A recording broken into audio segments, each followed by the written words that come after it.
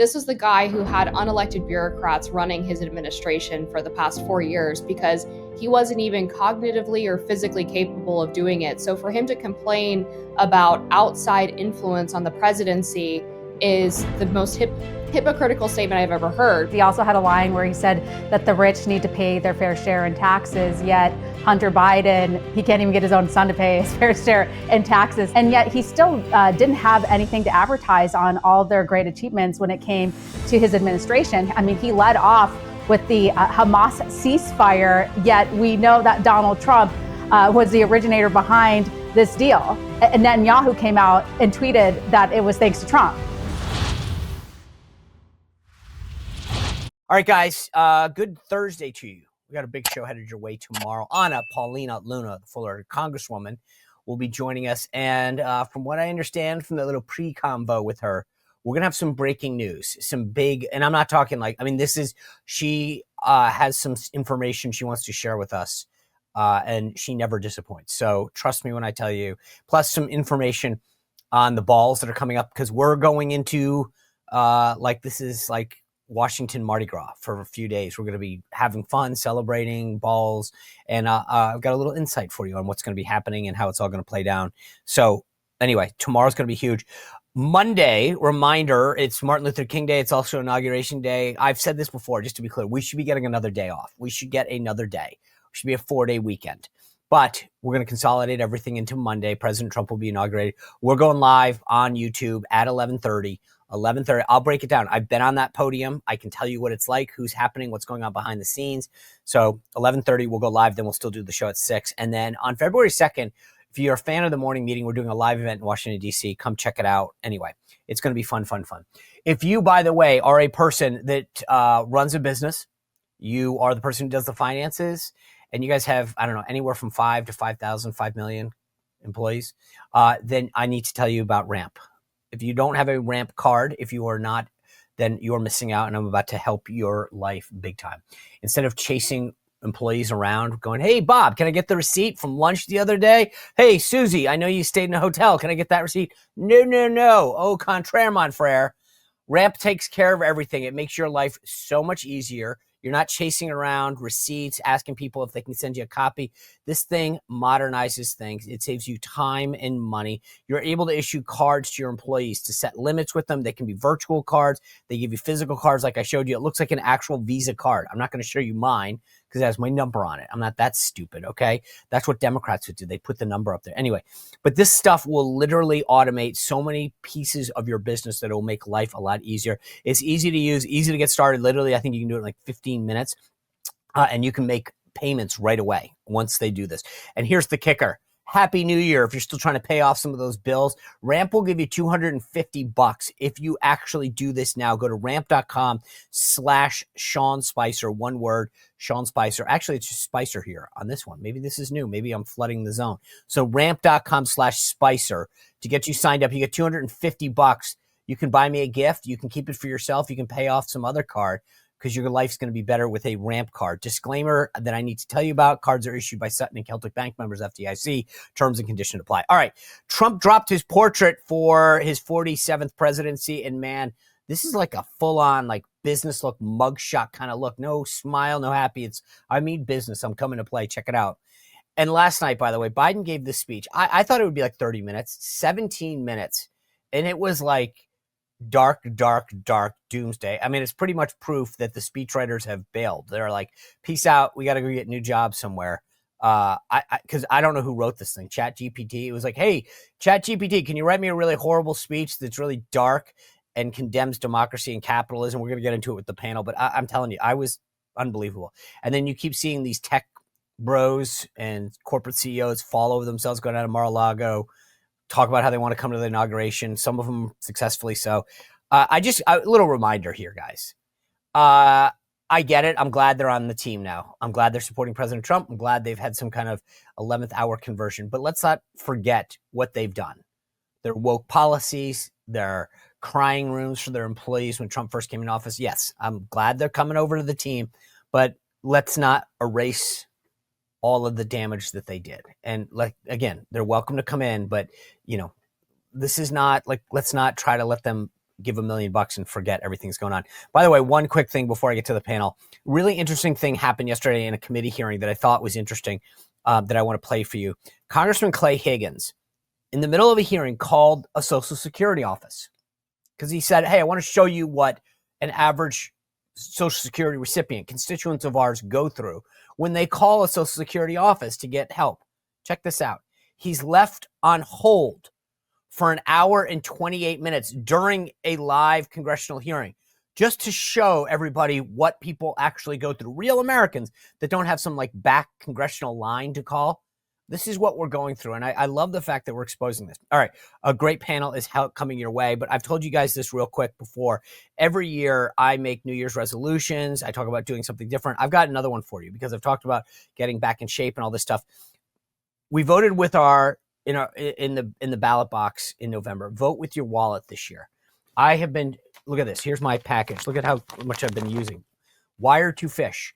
I've been making this for everybody during the holidays. People are loving it because it's great tasting coffee, Arabica beans from Mexico and Guatemala. But better yet, I feel even better when I drink a cup because I know that their profits are going to great causes. These are good people. I've had some conversations with the owners. Not only is it great coffee, they are good people that believe in good causes. And now I vote with my wallet. I support companies that are good, that are supporting of values consistent with mine. They give back 25% of their profits to Clean Water Initiative, to conservation, to faith-based initiatives. You go to their website, not only can you order the coffee, but you can check out what I'm talking about. It just shows you exactly what I'm talking about. Give this great brand a try with the discount code WeCare for 10% off your first order. Go to wired2fish.com, right? So it's the number 2, wired2fishcoffee.com, and use that code WeCare, one word, for 10% off. And kick off your New Year's the right way. All right, without further ado, let me bring in our all-star panel. New to the show, political commentator Stephanie Hamill. Welcome to the show. Amber Duke, who has moved back over to the Daily Caller. Congrats on a great job. She's the senior editor over there, continues to do great work, and it will be amplified even more. And then the man from Indiana, the guy who makes it all happen out there, our Midwest correspondent, the host of the Tony Katz Show, Tony Katz. Guys, good to see you all. My resume. Yeah, I know. That's look, correspondent. That's happening. Yeah, you're welcome. Just I'll leave it at that. But since you spoke up first, Tony, I don't know what the Biden speech last night. I wouldn't start with this. I don't know what I thought. I literally tweeted out, hey, I think this will be like 30 minutes, right?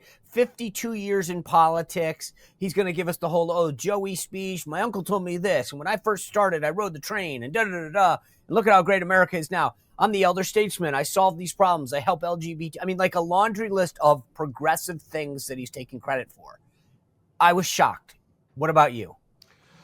You said that it was dark, and I don't know if I approached it in that same thought process as much as I thought it was as perfectly bitter as Joe Biden actually is. I think the line that probably sticks out the most is that we have to do something about money in politics and dark money in politics. And 2 weeks ago, he's giving a Medal of Freedom to George Soros.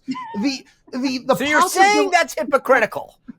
The possibility of that disconnect is impossible. And yet for progressives, it is constant. When they do it, it's a fulfillment of what we know to be true. When they do it, it's fine. When you do it, it's a criminal act. When they do it, it's okay. When you do it, it's anti-American. When they do it, how dare you notice? When you do it, you should not be allowed to exist anymore. And that, I think, is the clearest example of where this speech was. Not connected to where the American is, and certainly not connected to where America sees his past 4 years. All right, Stephanie Hamill, let me play the clip for everyone to see what Tony's talking about. He talks about oligarchs, right? Let's play the clip, and then I want you to talk about this. I want to warn the country of some things that give me great concern. This is a dangerous and that's a dangerous concentration of power in the hands of a very few ultra-wealthy people. And the dangerous consequences if their abuse of power is left unchecked. Today, an oligarchy is taking shape in America of extreme wealth, power, and influence that literally threatens our entire democracy, our basic rights and freedoms, and a fair shot for everyone to get ahead. We see the consequences all across America. And we've seen it before. More than a century ago, but the American people stood up to the robber barons back then and busted the trusts. They didn't punish the wealthy.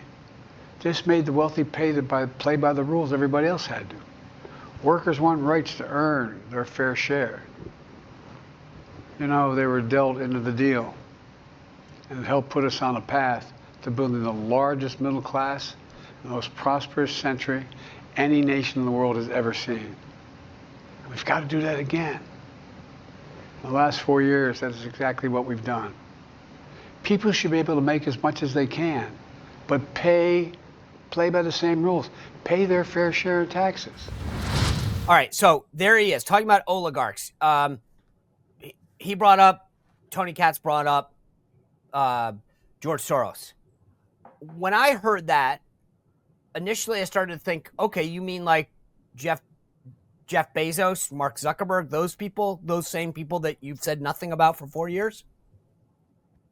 Yeah, he's really concerned about the rich. And it's hilarious because he also had a line where he said that the rich need to pay their fair share in taxes. Yet Hunter Biden, he can't even get his own son to pay his fair share in taxes. So it was like a laugh out loud moment. And you're so right, Sean. It was kind of like he asked ChatGPT to write him just a very mediocre speech, maybe mixed in with a couple Wikipedia points on what made America great. And yet he still didn't have anything to advertise on all their great achievements when it came to his administration. I mean, he led off with the Hamas ceasefire, yet we know that Donald Trump was the originator behind this deal. And Netanyahu came out and tweeted that it was thanks to Trump. So, and I know that's a little complicated today. There's been a setback, but regardless, he led off with that. That's his greatest accomplishment in this administration, supposedly. He's 52 years.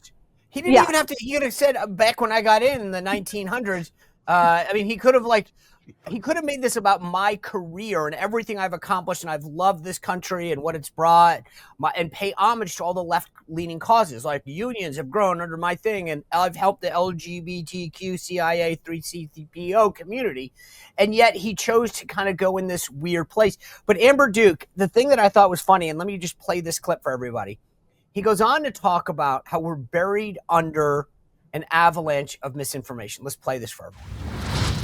Americans are being buried under an avalanche of misinformation and disinformation, enabling the abuse of power. The free press is crumbling. Editors are disappearing. Social media is giving up on fact-checking. The truth is smothered by lies told for power and for profit. We must hold the social platforms accountable to protect our children, our families, and our very democracy from the abuse of power. Amber Duke, you're there at the Daily Caller. What do you think of that? It's obviously hysterical. And on the oligarch point too, really briefly, I mean, this was the guy who had unelected bureaucrats running his administration for the past 4 years because he wasn't even cognitively or physically capable of doing it. So for him to complain about outside influence on the presidency is the most hypocritical statement I've ever heard. But on this point about misinformation, is this not the same Biden White House that told everybody that the president was fine for 4 years before he had to drop out of the race because he couldn't even get through a single debate against Donald Trump? This is the same regime led by Karine Jean-Pierre in the White House briefing room telling people that the economy was great, the border is secure, that nobody knew that the Afghanistan withdrawal was going to go as badly as it did, that videos of Joe Biden wandering off in Normandy are, quote, cheap fakes. I mean, this administration lecturing anybody about misinformation. I mean, the truth is that the Democrats are just so angry about the fact that they no longer have a monopoly on information in this country because people are getting their news and their information from alternative sources that can't be controlled by the Democrat media industrial complex. Yeah, I think Biden's trying to get ahead of what is to come, right? We heard a lot from Mark Zuckerberg about the threats from the White House on what they could allow on Meta. And I think he's concerned about that. And it's funny that he's so worried about misinformation on social media, Yet these are the same social media companies that covered up for Hunter Biden's laptop. These are the same social media companies who wouldn't allow real information on COVID-19. So it's just the irony is rich. Tony, look, they both brought up like he had no problem when they were all in his corner. But they weren't even in his corner because Mark Zuckerberg, who, again, I don't want to go to the rabbit hole of how much I don't trust this guy. But the bottom line is, I don't trust him either. Yeah, he went on Joe Rogan. Let me play you what he said about how they interacted with the Biden administration. Take a listen. These people from the Biden administration would call up our team and like scream at them and curse, and it's like these documents it's all kind of out there. Oh, did you record any of those phone calls? I don't think we but I think I want to listen. I mean, there are emails. the emails are published. It's all kind of out there, and they're like, and basically it just got to this point where we were like, no, we're not gonna take down things that are true. Not gonna. So again, this. It was fine when it all worked in his favor, when they could tell people what to say or not to say, or how to censor them. But now suddenly we've got to worry about this. This is going to take over the world. I think this is a great example of we better vote again in 2026 and 2028 and so on and so forth, because the only way to keep these people on the straight and narrow is to ensure that there's a consequence for not being on the straight and narrow, and having the power and having the control and having the decency is the thing that's going to matter. No, I'm with you. I don't trust Mark Zuckerberg. I don't think the rational person trusts Mark Zuckerberg, but we applaud this move here because it is the right move. If he had actually been a capitalist from the beginning, he never would have made the moves that he did. The more you allow people to engage, the better off that you are. And if you want to argue that he's only doing this to protect the brand, to protect his dollars, well, isn't everybody else? This is not new or shocking or frightening. But to everybody's point, again, this is the left making the claim that when they do it, it's good. They know what truth is. They know what's important. They know what's honest. This is what Barry Weiss stated when she gave her resignation to the New York Times. David Mamet in the book The Secret Knowledge engages the same exact conversation, that they believe that they have this secret knowledge that has been imparted to them from, well, it can't be the Lord, they don't believe, but from something above, and their job is to spoon feed it to the rest of us. When you do it, Amber, when others do it, that's the stuff that needs to be called into question. This is a true kind of, I don't know, is it a Messiah complex? Is it a God complex? There might be an actual terminology for it. They don't believe you should have a right at all. And that should be a present, ever-present conversation in every election going forward from now until the end of time. Yeah, I agree. He's going to talk tonight, Amber, to Lawrence O'Donnell on MSNBC. Now, that will air at 10 o'clock, so it'll be taped like now, because the guy can't, I can't believe he actually did an 8 p.m. address last night. The bottom line, though, is I'm sort of overall, aside from what we see tonight, just from a political strategist perspective, I have found his last few months in office sloppy. Like, there's no, like, again, I'm sorry. I just feel like if I were in office for 52 years, I'd be saying to my staff, guys, let's roll out a bunch of policies and speeches and things to cement my legacy, to let people, right? And to me, this is like a bunch of one-offs. Like, let's just talk to the nation tonight. Let's go on Larry O'Donnell tomorrow. Like, I don't get the sense that they're actually anything other than just, like someone's throwing stuff out of a jar going, okay, let's just go do this to me. Let's pardon a bunch of people. There's no sense, Amber, that this is part of like a coordinated strategy to define Biden at the end of his career. It is so haphazard, and it makes me think that Biden and the staffers around him are just kind of resigned to their fate. And I think the real illuminating factor here is when you compare this moment to the left-wing resistance when Trump was taking office in 2017. They were insanely coordinated. They had tons of money at their disposal. They had all of these plans to stop Trump from doing whatever it is that he wanted to do, which was actually the will of the American people who voted him into office. And now they seem just discombobulated. Like, they have no idea what to do. none of them, I guess, really expected that Trump could win again. And now we're in this really strange moment where they're like, okay, well, I guess we're going to give Ukraine the ability to launch these long-range missiles, and maybe that will stop Trump from negotiating an end to that war. Or maybe we're going to extend work from home policies for members of the Social Security Administration, which, to your point earlier in the show, by the way, Sean, my mom saw that clip of the congressman waiting on hold, and she actually called the SSA yesterday. She was on hold for 3 hours before she finally hung up. So I think that's 100% true. But who does he think he's owning, Joe Biden, by extending remote work policies for Social Security administrators? I mean, yeah, it's a bad idea. It's a stupid policy. I imagine it could be easily reversed, though. And is it really like the top priority for trying to stop MAGA? It feels... I don't think it's to stop it. I think he wants to be like, see, guys, I was your buddy, and Trump's the bad guy. Like, this is these petty things that he's trying. I mean, that's why I'm saying it's sloppy. You're trying to create the impression with your base that you were their guy. So he's like, oh, you can work from home because I know Trump's going to make you come into the office. So remember who the good guy was. Is there a moment, though, Sean, is there a moment in these last 4 years where you thought that this administration ran smoothly? No. Yeah, it's a good point, right? Because Afghanistan withdrawal was botched. I mean, it's been one botched thing after another. Well, that's policy, but messaging too. Like you're the pro. Is there ever a moment where you're like, think about well, this. they did that well? No, because you bring up a really good point. Like, they passed the Inflation Reduction Act, and then they were like, all right, let's go to lunch. Like, when you roll something out, you roll it out. You want to go around and do a series of events. And by the way, that doesn't mean just Biden. We did this during the Trump administration. I was there in Bush, where you kind of go, okay, all you cabinet officials and other high-profile folks, you're going to go do events, you're going to do interviews, you're going to write op-eds, you're going to bup. We're going to sell this. They did like the Inflation Reduction Act, which I think was a joke, don't get me wrong, but it was a whole host of like progressive giveaways. We'll go out there and tell all these people, hey, I just suck, I just gave you guys the farm.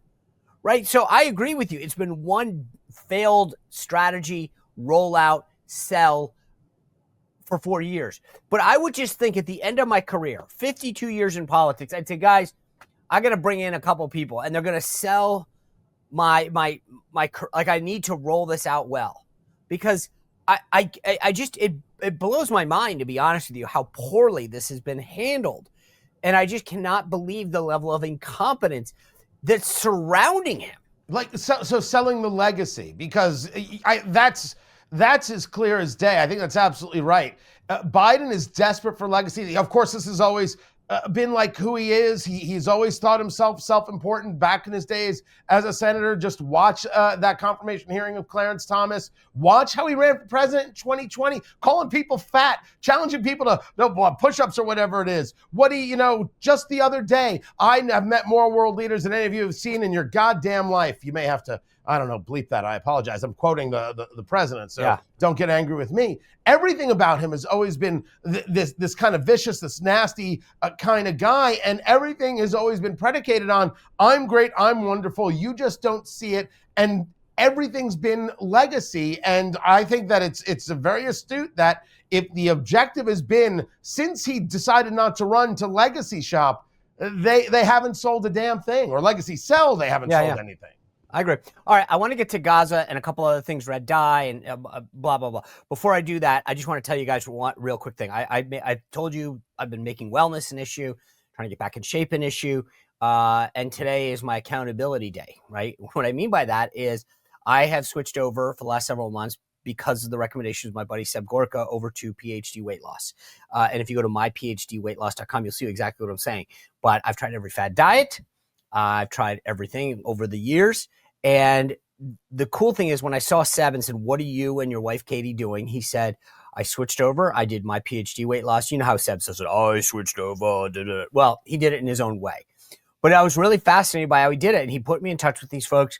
It's a total game changer, because you sit down, create a plan, that works for you to both lose weight and then maintain weight. And I've been able to have success on this plan because of this. They send you some initial food to help you get started. But part of it is not just the plan, which is super helpful, but it's also the accountability. I check in every week. We go over how things are going, how I'm doing. I'm down, which is good, right? But they ask you how, let's go over the week. What are you doing well? What's not? How can we further this? And I love that's what's happening. It starts with a simple phone call with a nutritionist, a real person. I literally text with mine throughout the week. They create an easy to follow plan with weekly targeted goals, etc. I got through the holidays, same thing. It's amazing. So give them a call. Call My PhD Weight Loss at 1-864-644-1900. Tell them I sent you, or you can just go, if you want to do it online, go to myphdweightloss.com, myphdweightloss.com. If you're going to make wellness, getting healthy, again, a New Year's resolution, then this is the way to go. All right, Amber, I want to get into this Gaza thing. And I first of all, let's just say this so that we can get make it clear to everybody. This is a great day for America. It's a great day for Americans when people come home. But this has turned out to be like a tit for tat about who gets credit. Give me your take on it.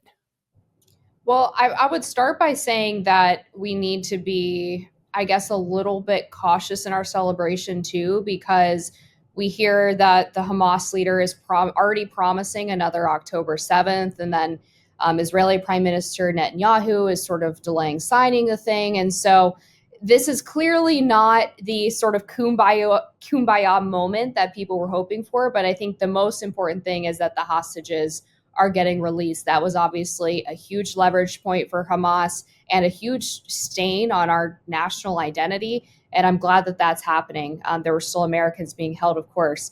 In terms of the credit, I mean, this has already been settled because Biden's own State Department said that Trump was instrumental in helping get these negotiations to the finish line.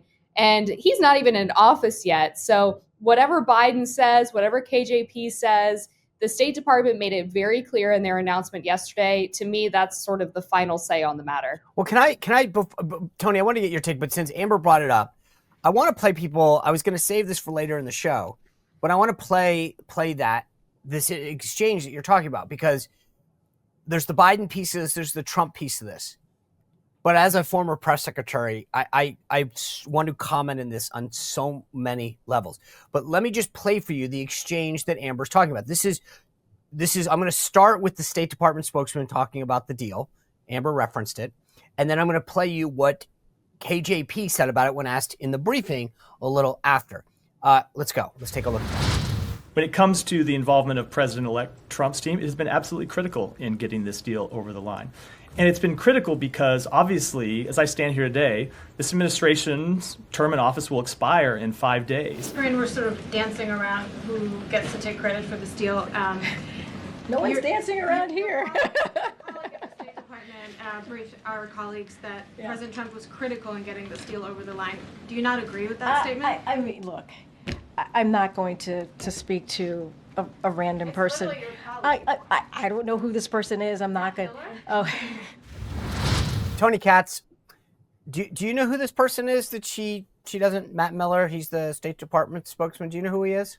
I'm willing to bet you cash money that she might not actually know who he is. I'm willing to say that is completely possible when talking about Karine Jean-Pierre. She didn't know that Joe Biden's been absent for 4 years. She might not know who the spokesperson over there is. The credit part is incredibly inconsequential. That said, the idea that anybody thinks that Biden, with 4 days left in his presidency, got this over the finish line, that all of a sudden Hamas decided, okay, let's do this, that is a radical thought from an inept mind. Of course, this had to do with Trump being elected, without question. But I'm with Amber on the caution. I didn't like either one. I didn't like President-elect Trump doing it. I didn't like Joe Biden doing it, taking a victory lap. This was very George Bush, mission accomplished on the destroyer kind of moment. There are no hostages back yet. Trusting Hamas to finish a deal is insane. at the very, very base side. And it starts with 33 hostages being released, 98 in total, if we believe that number, that there's actually that many still alive. I want it to work. Israelis want their people back. I am also disgusted that we haven't moved heaven and earth to get Americans back by every means necessary. One thing at a time. There is no deal yet. There's an idea. Now let's see if it actually happens. I'm with you, Tony Katz. Like I was like, guys, pump the brakes a little. Let's get him out. But also, like, look, I don't understand why this is that big of a deal in the credit. Like, just sticking with the credit for a second, right? President Trump came in. They'll be held to pay. I think Gaza, the folks in Hamas are basically saying, if I were them, I'd read the room and go, oh my God, there's no daylight. This guy's going to ratchet it up. Like, so we're not sneaking out of a deal, or Trump's not trying to, like, so we might as well cut. Like, yes, Trump, there's no question he was instrumental. You don't have to be a Trump supporter to agree with that, right? You just have to brain. But let's get back to the Stephanie Hamill. The State Department spokesman, Matt Miller, from the podium, and maybe I just care about this more because I'm a former press secretary, but I do think that, like, it just, to me, it reeks of the level of incompetence that exists there. Matt Miller, the State Department spokesman, who I know who this guy is. And Corinne Jean-Pierre says, hey, he's like a rando. I don't know this guy. Like, what? And I'm thinking to myself, you look like a moron. Now you don't even know this. First of all. Second of all, and sorry I'm on my soapbox on this. Second of all, you haven't coordinated? When I was the White House press secretary, in fact, when I was the U.S. trade rep spokesman back during the Bush, you'd call, hey, we have a thing at 10 o'clock. This is what we're going to say. You guys good with that? Dana Perino would send back a note, or Tony Snow. Good, Sean. We're going to brief at 2. Can you make sure that you send us any da-da-da-da-da? Boom. Yes, got it. Then when I was the White House press secretary, hey, guys, I'm briefing at 1:30. Anything I need to know? Yeah, we're saying this at 10. We're going to say this. Okay, I'll defer to you. That's called doing your job. And Stephanie Hamill, I am blown away that Corinne Jean-Pierre gets up there and says, I don't know who, like, the rando dude is at that like, place down the road. And I don't know. Maybe I didn't even, like, that to me on the world stage just shows how bad you are. Sean, I think this is very on brand for the White House. I mean, this is just what we've seen over the years. I mean, there is no coordination. It might be by design to confuse people, but this is very KJP. A lot of us never thought she was qualified for that role, and she continues to show that until the end. And for them to pretend that the Trump effect isn't real, we all know that it is. And that's why so many people, world leaders around the world, have been trying to meet with Trump. I mean, Trump, president-elect, has been acting as the president. Even Democrats have been wondering, where is Biden? Where's Team Biden? Who's running this show? And so for them to pretend that, they don't know if he was helpful in this or not, I mean, it's just very dishonest. And Sean, if I can jump in here on KJP, I'm with you that I might actually believe her when she says she doesn't know, because Tony's got a good point. I didn't think of that. I was thinking there's no way you could be that dumb, and then Tony said it, and I was like, you know what, Tony? Yeah, Tony, sorry, but if you go back a couple of years ago, there was a Politico piece about KJP being essentially frozen out from high-level meetings in the White House and sit-downs with President Biden because basically nobody took her seriously. So it could be that they really aren't coordinating. And then there was reporting from Jackie Heinrich yesterday of Fox News, who said that KJP was so desperate to have the spotlight at her last press briefing that she actually rejected John Kirby coming in to brief reporters about this ceasefire deal. So I believe that. There's no amount of money I wouldn't bet in Vegas on that. Absolutely. Exactly. She actively blocked the American people from getting access to information about one of arguably the most important foreign policy developments in the past 2 years. I watched Kirby this morning. He was doing some media rounds on the morning shows, and I'm like, dude, he's got to have been sitting there last night going, oh my God. Like, I keep reflecting on what Tony Katz said, and I'm like, you know what? Probably not true. But here's the thing, Tony, and I agree with you. I wanted to see the Americans released first. So I'm with you. Guys, keep your mouth shut, let these guys get out, and then worry about the other Americans. But the bottom line is, and when it comes to credit, and again, I just so we're clear, the Prime Minister's office in Israel put out a tweet. Prime Minister Benjamin Netanyahu spoke this evening with U.S. President-elect Donald Trump and thanked him for his assistance in advancing the release of hostages. Like, Biden can say what he wants, or Karine Jean-Pierre can be like, oh, we're not, whatever. This is the prime minister thanking him. My only argument is I don't want to play in that game. No. I get your point. It's undoubtedly true, though. It's what you're saying is undoubtedly true. There's the tweet. You have the statement from your guy there who Karine Jean-Pierre doesn't know. It's clear, and America gets this. You mean the guy got elected and now it's happening? But Biden's been working on this since May, and now all of a sudden they listen to Biden? Of course it doesn't jive with them. Of course it doesn't comport. It's when they told us that Kamala Harris was filled with joy and vibes. America said, these are not joy and vibes. This is sad. And they went the other way. So I'm with you there. It's just, if you tell me, as President Trump did, and maybe I see Trump a little bit differently, that I'm not here to be loyal to him. He got my vote. Now he has to do the job, right? So this is about me and what I want done. You said that if the hostages aren't released, there's going to be hell to pay. These are our President-elect Trump's words, and I want him to follow through on that. This is not a full release of hostages. So now I am left to ask, if the deal does not get done, what does hell to pay mean? Now, I get he's not going to tell me, but maybe because he brought it up, now he has to tell me. I got to see something that's actually hell to pay, because I'm old enough to remember shock and awe that did not shock nor awe. So no. By the way, I'm with you, dude. He's put the bar there. If you don't release all the hostages on January 20th, and whatever 4 days from now, I'm agreeing with you. You can't. You put it out there. You've said that there'll be hell to pay. There better be hell to pay on January 20th if we don't have all of our guys back. I only hope. All right. I want to get to one thing that I think is obviously this week, the other big real news that we're seeing, right? The nominations. So I talked about Pete Hegseth the other day. You're more than happy to comment on that or tell me anything else that you think I'm missing. But I don't think Pam Bondi got her due yesterday. That woman crushed it. And I'll just play. I mean, these guys, I almost feel bad for the Democrats. Joe Biden gave that speech. It was horrible last night. And then they keep trying to come at our nominees on the right.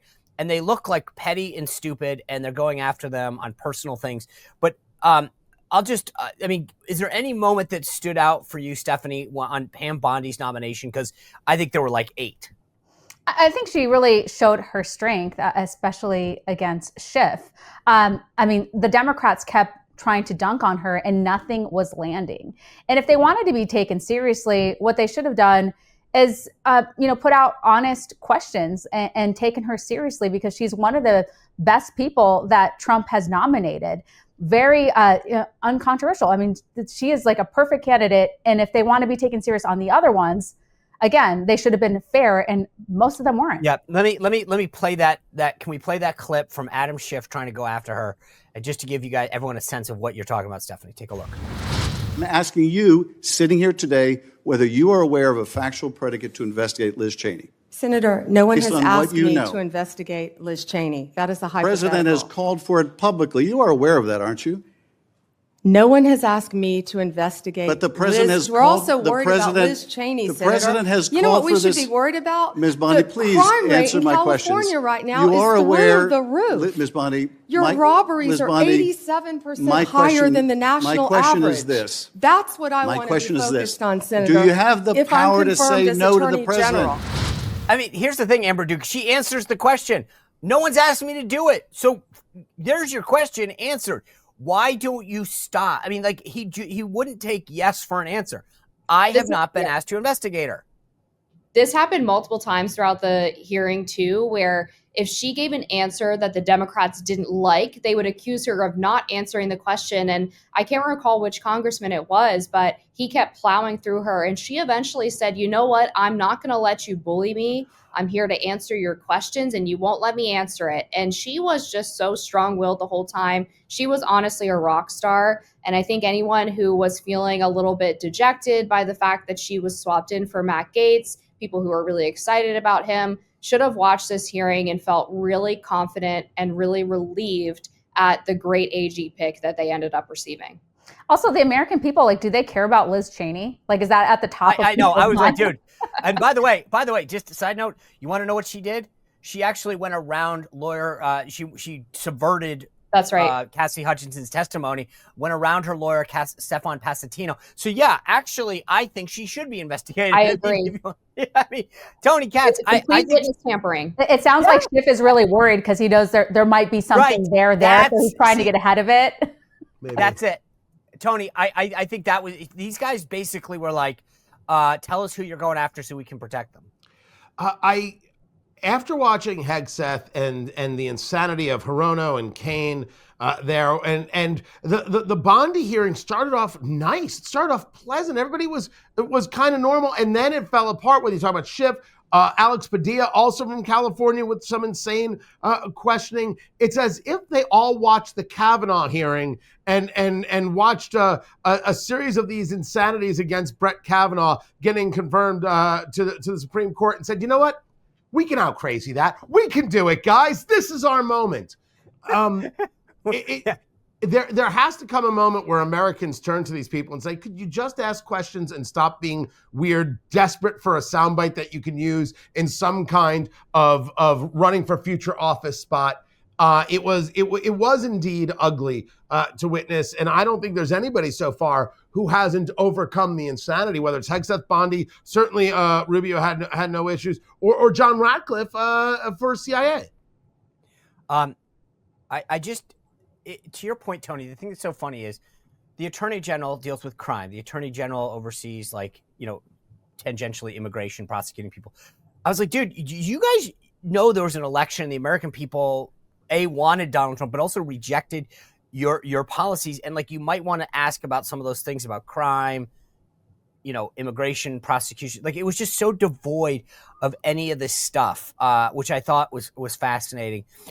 Two real quick things, and then I want to get to winners and losers that didn't get a bunch of attention. Obviously, Michelle Obama says she's not going to the inauguration. Okay, no problem. But I mean, there's a pattern here. She didn't go to Carter. She didn't go there.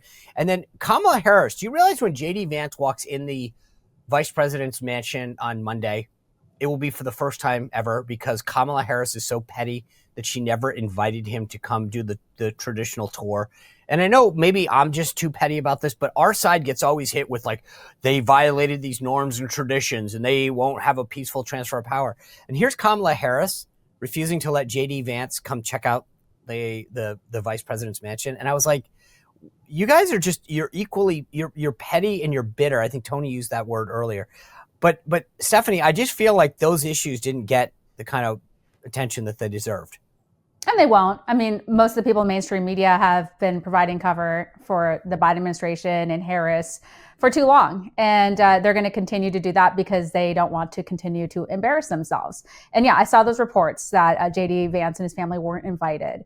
And again, it is so petty. And it is breaking tradition. By the way, Stephanie, you're a mom and an expecting mom. Yeah. Apparently, Usha Vance, JD's wife, asked, hey, can we touch base because I'm going to bring my kids with me, my children. And they basically had a staffer call her back.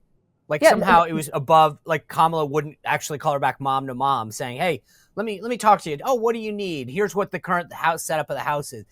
That's just ultimate pettiness. Yeah, so-called mamala. Right, mamala. Yeah, didn't want to help another mom figure out how to best secure the home for their kids.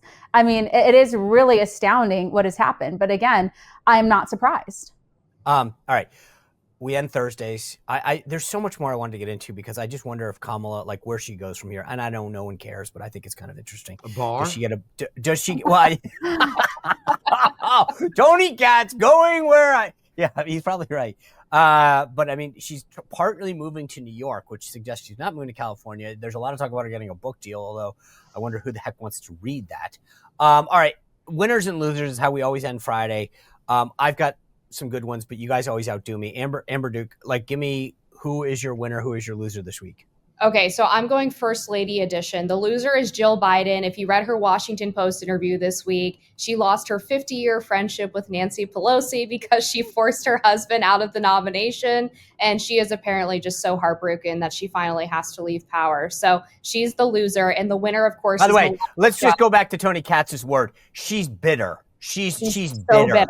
Bitter's the word, sponsored by Tony Katz. I recommend everybody read that interview. It was fascinating. But Then the winner, of course, is Melania Trump, because she's coming back. She's living full time at the White House, and she is putting down all of this weird speculation about her marriage and her health and her kids and all of that nonsense, while inking, apparently, according to reports, a $40 million deal with Amazon to follow her time preparing for the White House and then being First Lady. She has had a massive turnaround since the first admin, and I hope that the media and the culture continue to embrace her the way that she deserved her first go in office. Breaking news, I had a $4 deal to do that, but I'm turning it down. I'm not going to do it. Stephanie Hamill, who do you think did? Quit. Yeah, I'm turning it down. Stephanie Hamill, give me your winner and loser for the week. My loser for the week, it's not really political, but it's been like infiltrating my feed on X, and I'm like totally disturbed by it. I don't know if you saw this, but there's an OnlyFans, if I'm allowed to talk about this, an OnlyFans girl who had intercourse with over 1,000 men. It's like every news organization is covering it. It's all over my social media feed, and it just in makes 24 hours, by the way. It was in 12 hours. In 12 hours. 12. I stand corrected. Never heard of it before. Her name's Bonnie Blue. I hate to give her attention, but it's just such a tragedy. And not only is she a loser, but the people, the men who participated and the consumers of it. I mean, it is just a tragedy all around. And as a mother, it makes me want to cry that someone would be so proud of themselves, and that we have to talk about this as a society. I don't like where we're going with this. Yeah. Well, and the winner of the week is, of course, President-elect Donald Trump, and the portrait photo of him, that was perfection. And I saw an ABC article talking about how Trump's popularity is the highest it's been in several years, and I like to see it. Good. Tony Katz, bring us home, baby. The winner of the week, and emphasis on the week, is Donald Trump, because his nominees are all going to get confirmed, at least this first round. Now, we haven't gotten into Lori Chavez-DeRemer, we haven't gotten into RFK, but this week, Hegseth Bondi doing exceptional work against some very radical, insane commentaries brought forth from the progressive left.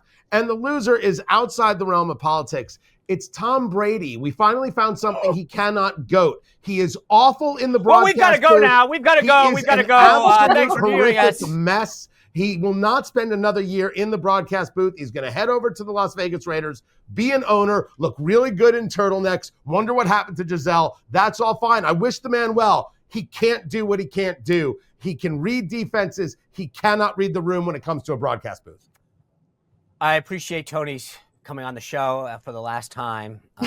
We shall not speak ill. I apologize for nothing. You do not have to tout President Trump, as you said earlier, but you cannot say nasty things about Tom Brady or the New England Patriots.